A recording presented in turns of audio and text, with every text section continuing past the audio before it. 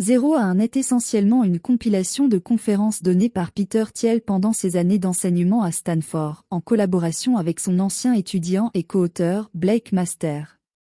Thiel a rassemblé un ensemble de normes percutantes pour les entrepreneurs, les startups et les leaders d'opinion à prendre en considération lorsqu'ils construisent la prochaine grande chose du futur. Mais pourquoi écouter Thiel ? Eh bien, Peter Thiel a joué un rôle clé en s'associant avec des entrepreneurs technologiques inspirants et en investissant dans certains des entrepreneurs technologiques les plus réussis des États-Unis, voire du monde entier, dont des noms tels qu'Elon Musk, qui a fondé SpaceX et cofondé Tesla Motors, Reid Hoffman, cofondateur de LinkedIn, et bien sûr, Peter Thiel lui-même, qui a également fondé PayPal et Palantir. Lire 0 à 1, c'est un peu comme jeter un coup d'œil dans l'esprit de l'un des investisseurs milliardaires les plus réussis en vie aujourd'hui.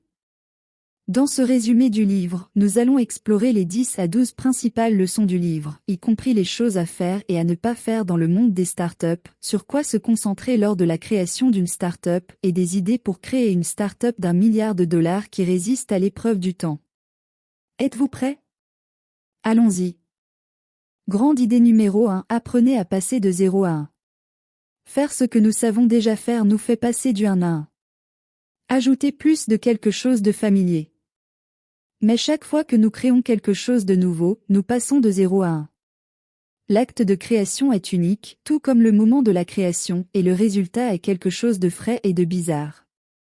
Thiel passe beaucoup de temps dans le préambule et le premier chapitre à mettre en perspective la différence entre passer du 1 à 1, c'est-à-dire faire plus de ce qui a déjà été fait, par rapport à passer de 0 à 1, c'est-à-dire faire quelque chose qui n'a jamais été fait. Le défi principal est de remettre en question le statu quo, vraiment et sincèrement, et de faire de votre mieux pour penser différemment et passer de 0 à 1. L'innovation est la clé ici. Elle est souvent utilisée comme un mot à la mode dans les entreprises et les cultures d'entreprise, mais sa véritable signification est de créer quelque chose de totalement nouveau. Grande idée numéro 2, n'ayez pas peur de poser des questions contraires. Les croyances conventionnelles n'apparaissent arbitraires et fausses qu'a posteriori. Chaque fois qu'une croyance s'effondre, nous appelons l'ancienne croyance une bulle. Mais les distorsions causées par les bulles ne disparaissent pas quand elles éclatent. La première étape pour penser clairement est de remettre en question ce que nous croyons savoir sur le passé. Trop souvent, nous tirons des conclusions hâtives sur les affaires en nous basant sur des réactions mal interprétées à des erreurs passées. Par exemple, le fait que les investisseurs aient investi massivement dans la technologie à la fin des années 1990, lors de la bulle Internet que nous connaissons tous, ne signifie pas que les entrepreneurs d'aujourd'hui devraient devenir stricts dans leur approche économique. L'erreur du passé a dicté l'approche que les entrepreneurs décident de prendre pour l'avenir. Thiel remet en question ces principes en proposant des principes opposés, il vaut mieux risquer l'audace que la trivialité, un mauvais plan vaut mieux qu'aucun plan, les marchés concurrentiels détruisent les profits, et bien sûr, les ventes comptent autant que le produit. L'insight à retenir ici est de ne pas faire l'opposé absolu de quelque chose qui n'a pas fonctionné dans le passé, mais de réfléchir par vous-même et de formuler une hypothèse informée sur sa pertinence dans votre propre situation. Grande idée numéro 3, évitez la concurrence. Les Américains mythifient la concurrence et lui attribuent le mérite de nous avoir sauvés des queues pour le pain socialiste. En réalité, le capitalisme et la concurrence sont opposés.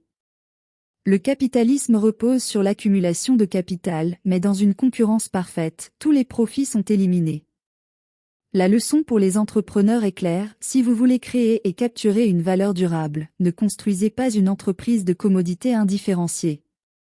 L'idée principale ici est que créer est préférable à concurrencer.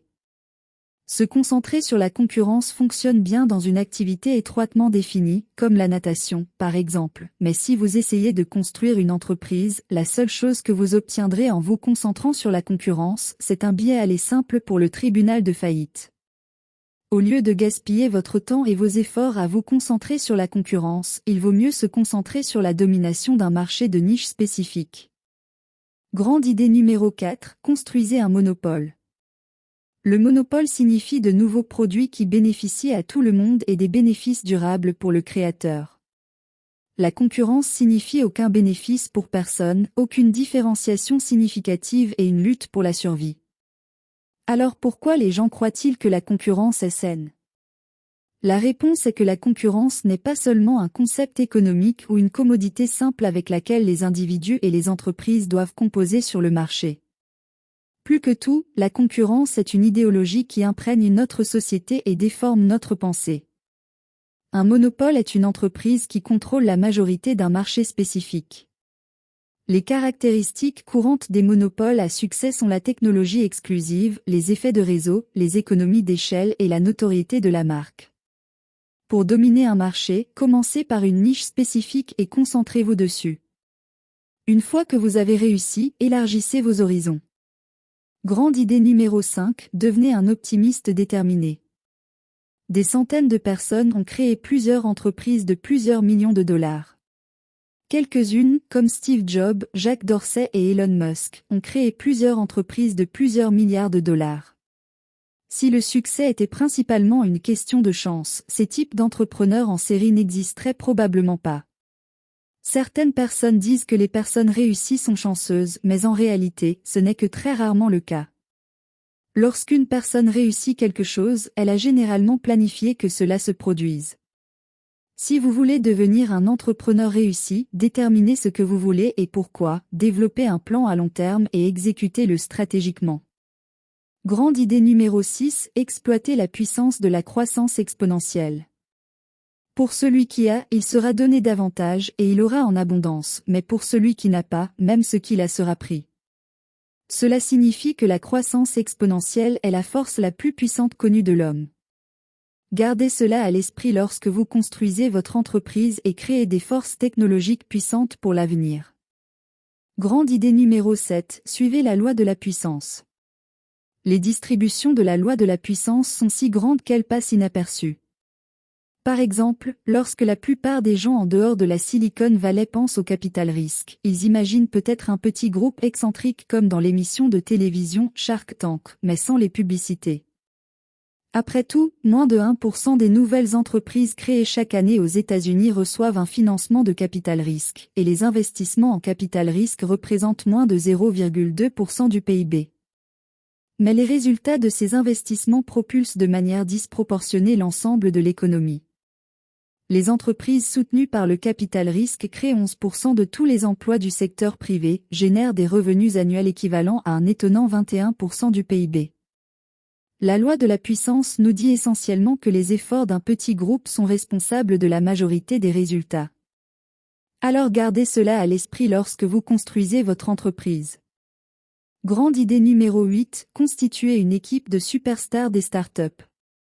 La première équipe que j'ai construite est devenue connue dans la Silicon Valley sous le nom de Mafia PayPal parce que tant de mes anciens collègues ont ensuite contribué à se lancer et à investir dans des entreprises technologiques réussies. Nous avons vendu PayPal à eBay pour 1,5 milliard de dollars en 2002.